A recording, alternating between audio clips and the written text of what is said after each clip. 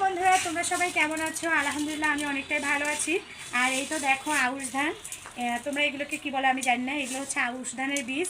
তো এই বীজগুলো দিয়ে আমি একটা আজকে সেই গ্রাম বাংলার পুরনো ঐতিহ্যবাহী খাবার হচ্ছে বকনি বলে আমাদের গ্রামের ভাষায়, সেইটা তৈরি করব। তো দেখো এগুলো হচ্ছে কিন্তু এই যে বেছন ধান মানে বীজ হয়েছে। তো এগুলো দিয়ে আমি কীভাবে আজকে সেই গ্রাম বাংলার সেই পুরনো ঐতিহ্যবাহী খাবারটা তৈরি করব সেটা একটু তোমাদের সাথে শেয়ার করব। তো এখন হচ্ছে আমি এগুলো ব্লেন্ডার করে নেব, যেহেতু আমাদের বাড়িতে ডেকি নেই, তো এই জন্য হচ্ছে ব্লেন্ডার করে নেব। এটা থেকে যেটা বের হবে সেটা দিয়ে কিন্তু আমি তৈরি করব।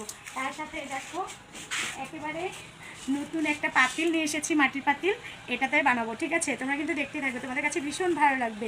তো ভাবলাম যেহেতু আমরা খাবো একটু তোমাদের সাথে শেয়ার করি।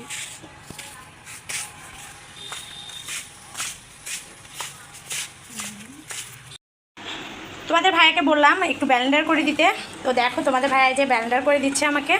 এটা কি পানি দিবে না শুকনো করবে? আচ্ছা একটু দেখো শুকনো মানে শুকনোটা করা যায় কি না দেখি, ঝরঝরে তো আছে, রোদে দিয়েছিলাম দেখো।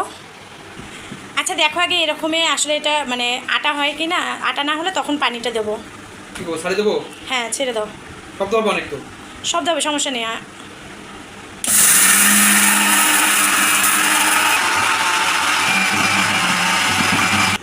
আচ্ছা দেখা যাক কি অবস্থা। এই দেখো আটা হয়েছে। আর এই তো হচ্ছে বকনির আটাগুলো হচ্ছে একটু টেকে নিলাম আটা টেকনি দিয়ে। এই যে এটা হচ্ছে আটা বের হয়েছে, আমার হচ্ছে যতটুকু লাগবে আমি সেই পরিমাণে নিয়েছি বকনিটা বানানোর জন্য।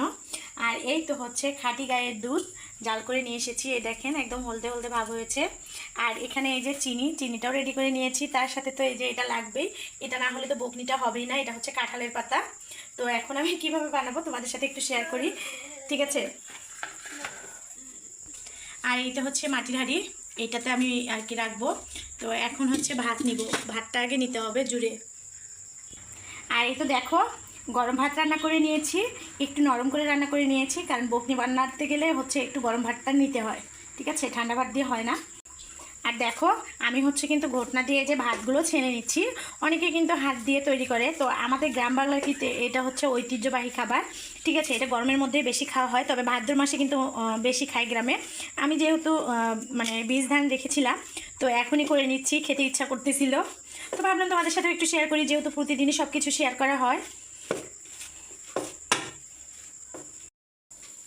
আর এই তো দেখো ভাতগুলো কিন্তু একদম আওলাই গেছে।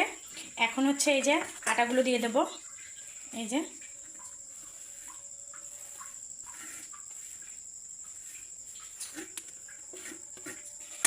সবগুলো আটাই কিন্তু দিয়ে দিলাম। আর এই দেখো আটাগুলো দিয়ে ভাতগুলো আবারও মাখতে হবে। আসলে না আমি নিজে তৈরি করলে মানে খাইতে পারি, অন্য কেউ তৈরি করলে আমার আসলে খেতে ইচ্ছা করে না। যাই হোক একটা মানে ব্যাপার আছে আর কি। এই তো দেখো আবারও আটাগুলো দিয়ে ভাতগুলো খুব ভালো করে ছেনে নিচ্ছি। আর এখন কিন্তু চিনিগুলো দিয়ে দেবো। আর এই তো দেখো আমি কিন্তু চিনিটা বেশি দেবো না, একটু হালকা করে দেবো, একটু টক টক মিষ্টি মানে দুইটা থাকলেই খেতে ভালো লাগবে। এখানে প্রায় 1 পোয়ার মতো চিনি আছে, আমি হচ্ছে 1 পোয়ার মধ্যে বেশিগুলো দিয়ে দিলাম, আর কমগুলো একটু রেখে দিলাম, যাতে আসলে যাদের খেতে ইচ্ছা করবে তারা চিনি দিয়ে খেতে পারবে পরবর্তীতে। আচ্ছা তুমি খাবে না? না আমি খাবো না। কেন? আমি যেটা পছন্দ করি তুমি জানো তো ভালো করে। আরে খেয়ে দেখিও কি মজা। তাই? হ্যাঁ ওই যে টক টক একটা গন্ধ লাগে, ওই জন্য আমি খাইতে পারি না। দেখছেন আপনাদের ভাইয়া কি বলতেছে, এটার যে কতটা মজা, এটা কি আর সবাই খাইতে পারে বলো? আমরা যারা গ্রামে থাকি সচরাচর কম বেশি আর কি সবাই খায়। এই যে মাটির হাঁড়ি, বিসমিল্লাহ, এই যে আমি বিসমিল্লাহ করে কিন্তু দিয়ে দিলাম, ঠিক আছে।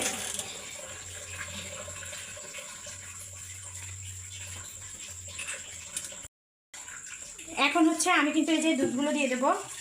ও বাবা কি গরম।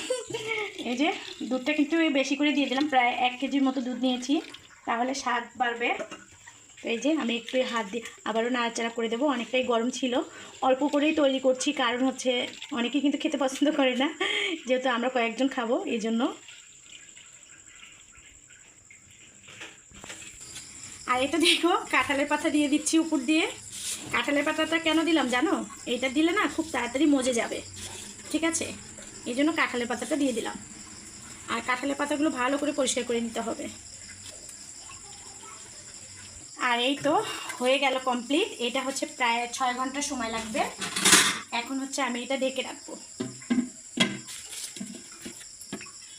আর আমি কিন্তু ঢেকে রেখে দিলাম, অবশ্যই খাওয়ার সময় তোমাদের সাথে তো শেয়ার করবোই। আর এই তো হচ্ছে সেই 90 দশকের ঐতিহ্যবাহী বকনি, বুঝছেন। এখন হচ্ছে বিসমিল্লাহ করে পাতাগুলো উঠাবো। এই যে দেখেন দুধগুলো কিন্তু এখানে লেগে গেছে পাতায়।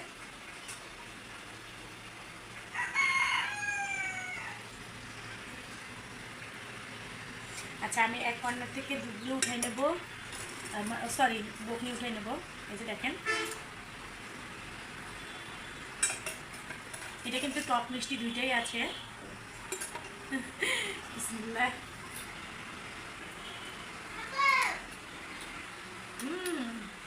সেই স্বাদ।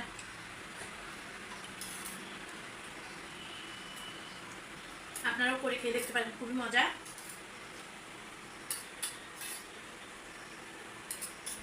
তো সবাই ভালো থাকবেন, সুস্থ থাকবেন। আমার যদি এই ভিডিওটি আপনাদের কাছে ভালো লেগে থাকে তাহলে অবশ্যই লাইক করুন, শেয়ার করে পাশে রাখবেন। আল্লাহ হাফেজ।